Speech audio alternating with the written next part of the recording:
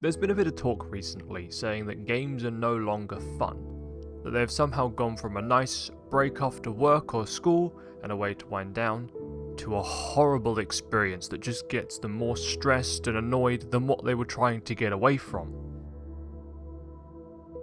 Why?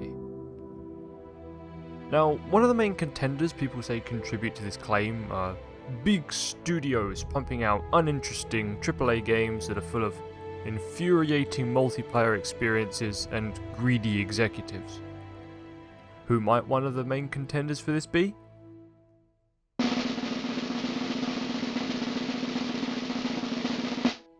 EA! Hang on. EA! Yes, I know, completely original idea to hate on EA. Not like anyone's ever done that before.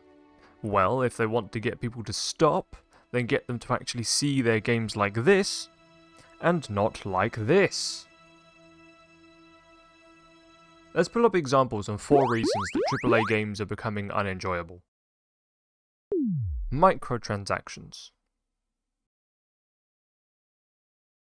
April 2006 was the date of the first released microtransaction, which came in the form of Elder Scrolls Oblivion's horse armor, which was an optional purchase that players could make to get some cosmetic horse armor for $2.50. The reaction to which was outrage and confusion, as people tried to figure out how Bethesda thought this was a good idea, and how they were going to make any money on something that doesn't even improve the horse's stats, but is just a visual change to the player's horse. Not just that, but people were disgusted at the price of such a cosmetic item. Yes, you heard me correctly. People thought $2.50 was too expensive. My, how times change.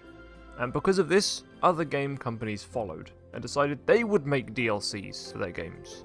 So fast forward almost 18 years exactly, and it is very unlikely to impossible to find a AAA game without some sort of microtransaction. Not just for cosmetic items either. One thing that has changed in the 18 years, potentially due to greedy executives, is locking entire gameplay elements behind some sort of paywall. Let's look at our case study for this chapter. Star Wars Battlefront 2. No, not this one, the other one, the new one. Yeah, that one. Specifically the launch. For those that aren't familiar with the Battlefront format, the main mode is a big 20v20 mode, half on attack, half on defense. During the match you earn points for kills and assists that you can then spend once you die to respawn as a different unit from the Star Wars universe, such as Darth Vader, General Grievous, Chewbacca, even an Ewok. Each of these characters have different abilities, skins, voice lines and emotes that you can use during the match.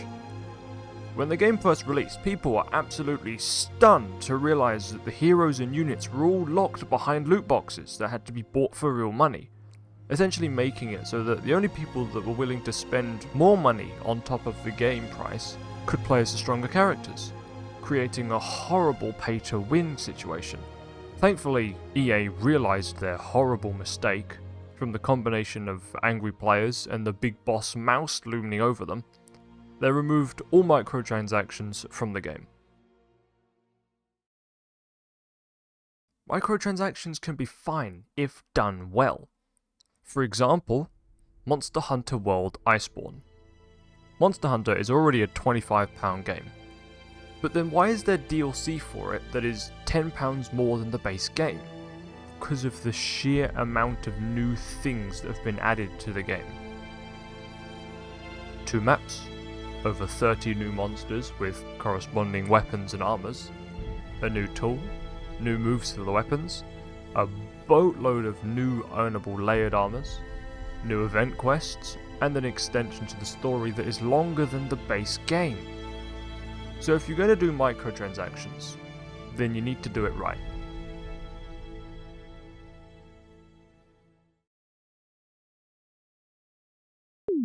Toxicity.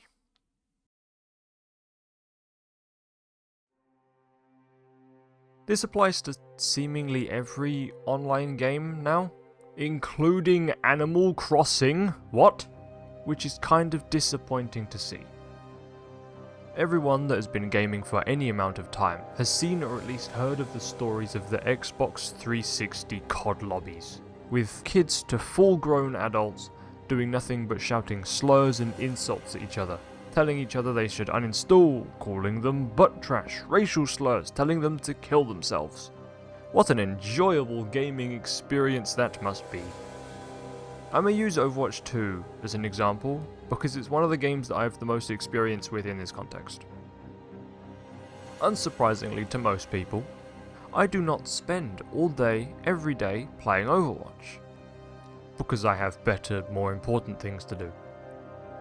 So when I hop on to do my Battle Pass challenges, or want to try for the achievements for a character that I don't have that much time on, it is almost inevitable that I will at some point read, "Whoa, look at how bad that guy is, the character in the video game. You are so unbelievably bad, the character in the video game. Character diff, get good noob." So I just do this.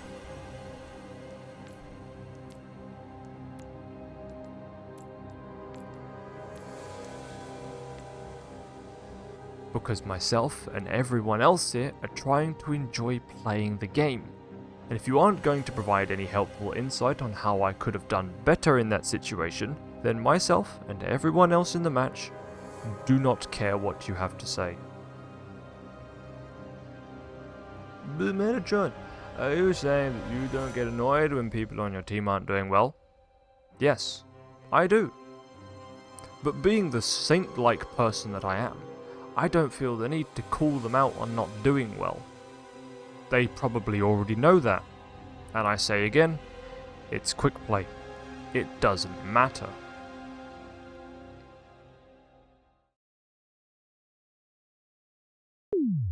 Sweats.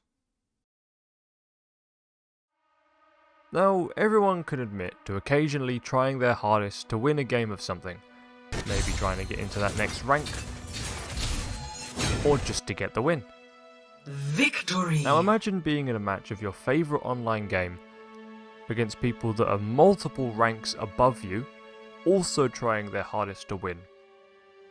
Now imagine this not happening in comp, but in a regular quick play match. Problem is with matchmaking. The devs have said that they prioritise matchmaking speed over rank accuracy to get you into a game faster. Another thing that the devs have said is that the matchmaking is incredibly loose. If you have a top ranked Apex Predator player that has died on drop in a few games, and a bronze player that has died on drop in a few games, then they are more likely to be put into the same match regardless of the rank that they're in. Which is a technique that a lot of high skill players do, so that they can get a high kill game against a bunch of players that haven't even seen the silver rank yet. How many content creators have you seen do an unranked to GM, or an unranked to Apex Predator, where they make a new account and destroy the games of people that are actually playing at that rank, just so they can show their audience how good they are at the video game, while hiding the fact that they're just trying to show off by calling it educational.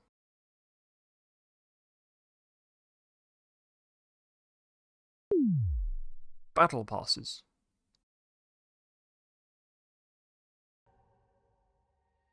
Battle passes are infamously known for their incredible ability to use FOMO to make sure that people not only buy the premium version, but get to the end and redeem that really cool skin.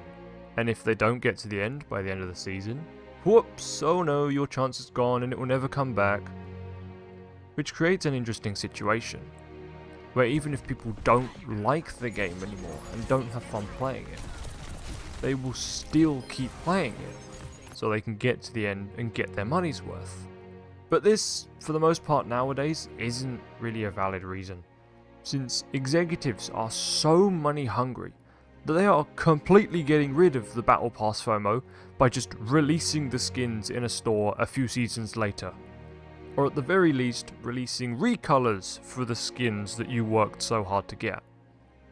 But then Manatron, how come you said that indie games are more fun? Because, my little sugar dumpling, indie game devs are one of us. They have the mental capacity to know that not many people want to spend hundreds of pounds on cosmetics and bonus content. Let's use Deep Rock Galactic as an example. Free updates. No purchases necessary. Battle Pass? All free. There is no premium track.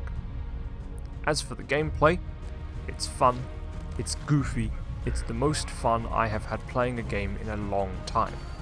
But that's probably just because Deep Rock is co-op, not PvP. Well, just as long as you don't annoy your friends too much. Watch it, you blind-sighted pig! Thing's about to go boom! Maybe this is just because I'm getting older, but the appeal of playing multiplayer PvP games in general has just gone down.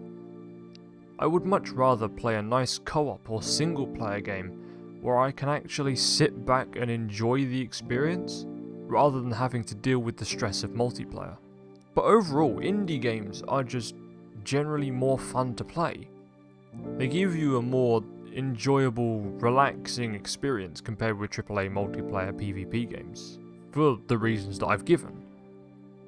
Am I saying that AAA games can't have their moments? Absolutely not. They can absolutely still be fun sometimes.